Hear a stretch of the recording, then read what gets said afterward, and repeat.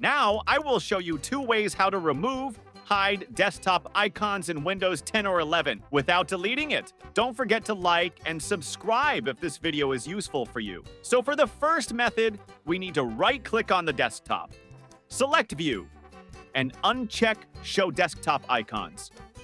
And as you can see, all desktops icons are gone. To see what you have on your desktop, open File Explorer. Go to the left menu and select Desktop. And as you can see, all your files are there. Or to view them, you can right-click again, click on View, and check the box next to Show Desktop Icons. As you prefer. I also want to show you a way to hide a certain file, icon, or folder. To do this, right-click on the icon that you want to hide. Go to the Properties menu item. In the window that opens, click on General.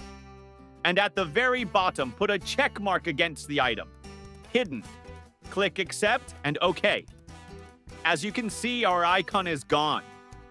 And even if we open File Explorer and go to the desktop in this way, there will still not be our icon. How can we find it now? It's very simple.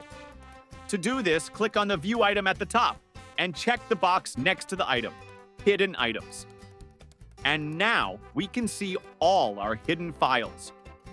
Don't forget to like and subscribe to the channel. I tried for you. Now you know how to remove desktop icons in Windows 10 or 11 without deleting it.